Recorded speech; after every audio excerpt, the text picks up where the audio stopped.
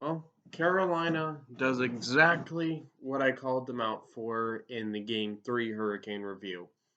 And basically, what they did is they came in. Jarvis got points, Nachos got points, Aho got points. All the players who I said need to step up. I said Jarvis is a little young for me to be demanding for him to step up, but he did tonight. All of them stepped up.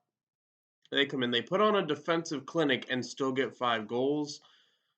I mean, yeah, they dominated this game. I think that there was a strong start from the Islanders, and I think they had to recover from that. But home building, the Islanders had all the momentum in the series after scoring 4 goals faster than anyone else in hockey history. And but after that strong push, when Carolina now, admittedly, I think the first call was a bad call. I don't think Trent Parise should have got goalie interference. I'll say that that was a bad call by the ref. He got pushed into it by Chatfield. I think that was a bad call. But Carolina takes advantage of the bad call. And I also hope Jack Drury's okay. I don't think it was 5 in a game. I think they called it perfectly. They did the rule where you can review if it's a 5 minute major or not. And I do agree because Jack Drury turned at the last second. It still was a 2 minute penalty for boarding. Absolutely. It still was a penalty. I don't think it was a 5 minute major. I think they got it right. And Carolina was able to capitalize. And from that point on, they just dominated. Just kind of didn't let the Islanders get a single scoring chance and just kept them to the outside and then capitalized on their scoring chance as well. It was an absolute beauty to watch.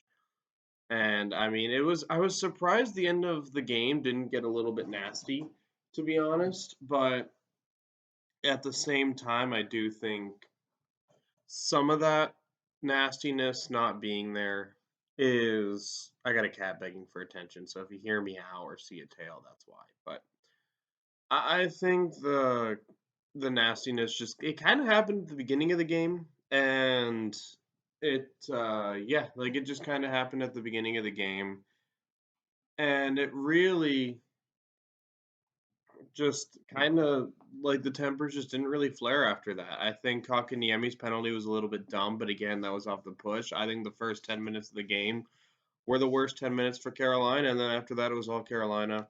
Brent Burns, I will say, just watching him, he fits Carolina and Brenda Moore's system like a glove. He really does.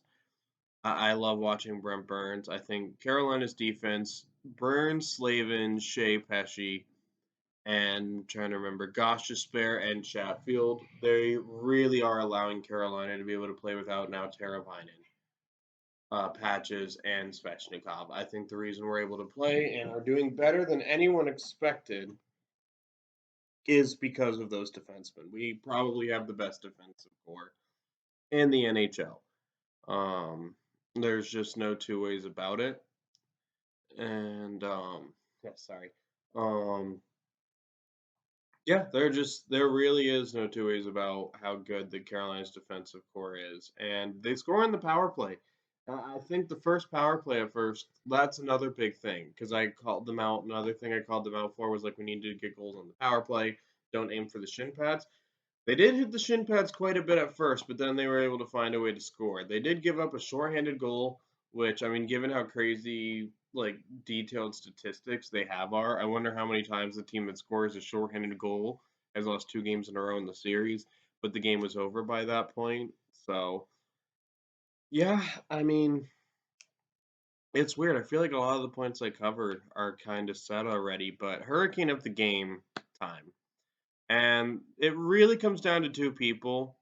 There was I'm blanking on his name, but he got a goal. I'm gonna pull it up here real quick. So I open up the NHL app. Technical difficulties here, but it's a new player and it's a long name, and I don't want to butcher it. But uh, McAkern. Yeah, McAkern. He is the other contender for Hurricane of the game. First game coming up, filling in for wasn't the Teravainen injury? Trying to remember who got injured. It's annoying that it's like, oh, so many injuries are piling up right now that I gotta actually remember who got physically injured. But So he was filling in for a hurt Hurricane from last game. Hopefully Jack Drury's okay and is able to make game 4 on Tuesday. But other than that, yeah, I'm gonna give it to Natchez because Natchez was more physical this game. He was the one getting under the player's skin. He became the villain, which is not something I thought Natchez would ever be, but he's become the villain probably for that punch in the bench. He was drawing penalties, and he got a goal when I said he needed to step up offensively, and he did. So Natchez gets Hurricane of the game. If you guys like the content I'm producing on the channel, don't forget to hit like and subscribe. And yeah, 3 down, 13 to go.